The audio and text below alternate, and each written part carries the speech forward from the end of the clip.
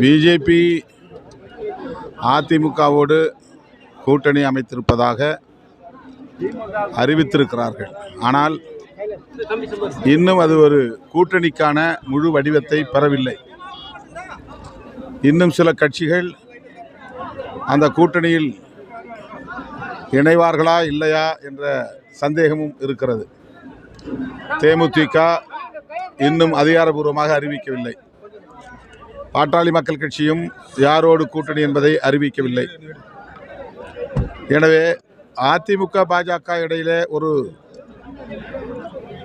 ஒப்பந்தம் ஏற்பட்டிருக்கிறதே தவிர அது கூட்டணி என்கிற முழு வடிவத்தை பெறவில்லை என்பதுதான் யதார்த்தமான உண்மை. எனவே அவர்கள் திமுக கூட்டணியை வீழ்த்தப் போகிறோம் என்பதெல்லாம் அவர்களின் தொண்டர்களை ஊக்கப்படுத்துவதற்காக சொல்லுகிற ஒரு உத்தியாக தெரிகிறது.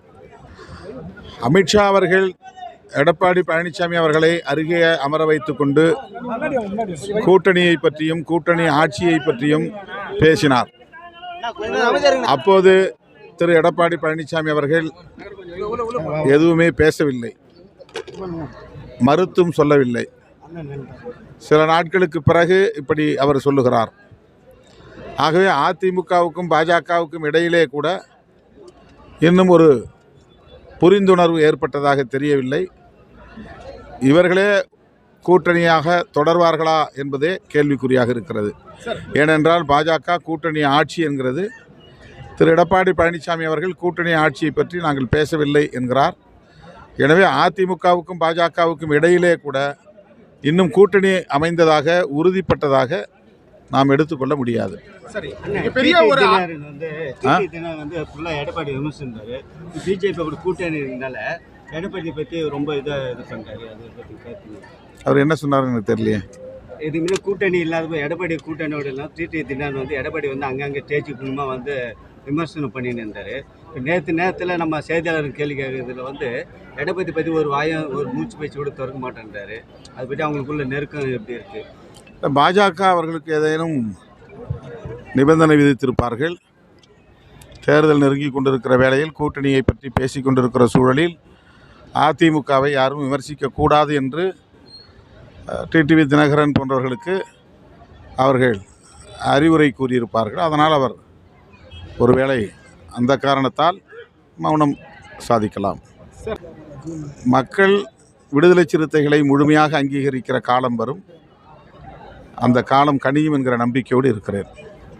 அவனுடைய உண்மையான நோக்கம் சமஸ்கிருதத்தை இங்கே பரப்ப வேண்டும் என்பதுதான். இந்தியை நுழைத்து விட்டால் பிறகு சமஸ்கிருதத்தை மிக இலகுவாக அவர்கள் நிலைநிறுத்தி விடுவார்கள்.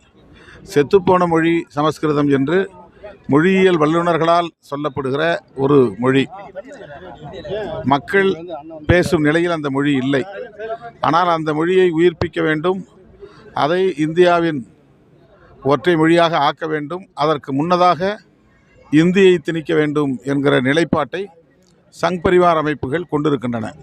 இந்த சூழ்ச்சியை அறிந்துதான் நாம் மும்மொழி கொள்கை திணிப்பு தேவையில்லை, எம்மொழியையும் மக்கள் விரும்புகிறவர்கள் படிக்கட்டும், பன்மொழியை கற்றுக்கொள்வது அவரவர் விருப்பம், ஆனால் ஒரு அரசே திட்டமிட்டு இந்தியாவின் ஒற்றை மொழியாக இந்தியை உருவாக்கி பின்னர் சமஸ்கிருதத்தை மாற்றுவதற்கு, வளர்ப்பதற்கு, நிலைநிறுத்துவதற்கு அவர்கள் திட்டமிடுகிறார்கள்.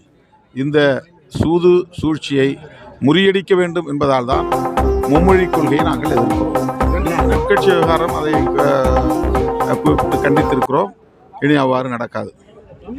நாங்குநேரி சின்னதுரை பள்ளி மாணவன் ஏற்கனவே சாதி வெறியர்களால் வீடு புகுந்து தாக்கப்பட்டு படுகாயமுற்று மருத்துவமனையில் அனுமதிக்கப்பட்டு சிகிச்சை பெற்று நலமானான். இப்போது அவன் மீண்டும் அதே கும்பலால் அல்லது அதுபோன்ற சாதி வெறியர்களால் அழைத்து செல்லப்பட்டு கடுமையாக தாக்கியிருக்கிறார்கள். மறுபடியும் அவன் மருத்துவமனையில் அனுமதிக்கப்பட்டிருக்கிறான். இது மிகுந்த கவலை அளிக்கக்கூடிய ஒன்றாக இருக்கிறது. தமிழ்நாடு அரசு பள்ளி மாணவர்களிடையே பரவி வருகிற இந்த வன்முறை கலாச்சாரம் குறித்து தீவிரமாக ஆராய வேண்டும். தடுப்பு நடவடிக்கைகளில் துரிதமாக ஈடுபட வேண்டும் என்று விடுதலை சிறுத்தைகள் கட்சி வேண்டுகோள் விடுது. இந்த தாக்குதல் வேறு, இது ஆமாம், அதுவும் ரொம்ப மோசமான ஒரு தாக்குதல். அதையும் வன்மையாக கண்டிக்கிறோம். பள்ளியில் சக மாணவனை ஆயுதம் கொண்டு தாக்கி அவன் மேலப்பாளையம் ரஹமத்துல்லா என்கிற அந்த சிறுவன் மருத்துவமனையில் இருக்கிறான். அவனுடைய தந்தை தொலைபேசியிலே தொடர்பு கொண்டு ஆறுதல் கூறினேன். இதுபோன்ற வன்முறை கலாச்சாரம் மாணவர்களிடையே பரவி வருவது நாட்டுக்கு நல்லதல்ல. சாதி மதம் அடிப்படையில் சில அமைப்புகள் திட்டமிட்டு இந்த வன்முறைகளை வளர்த்தெடுக்கிறார்கள். ஆகவே அரசு இதில் கூடுதல் கவனம் செலுத்த வேண்டும் என்று மீண்டும் வலியுறுத்துகிறேன். உயர்நீதிமன்றம் சாதியின் பெயரில் பள்ளிக்கூடங்கள் போன்ற கல்வி நிறுவனங்கள் இயங்கக்கூடாது, 1 மாத கால இடைவெளிக்குள் அந்த பெயர்களையெல்லாம் நீக்க வேண்டும் என்று ஆணையிட்டிருப்பது வரவேற்கத்தகுந்தது. நீதிபதி சந்துரு தலைமையிலான கமிஷன் பரிந்துரைகளை வழங்கியிருக்கிறது. அந்த பரிந்துரைகளை நடைமுறைப்படுத்துவதற்கு தமிழ்நாடு அரசு முன்வர வேண்டும் என்று விடுதலை சிறுத்தைகள் வேண்டுகோள் விடுக்கிறது.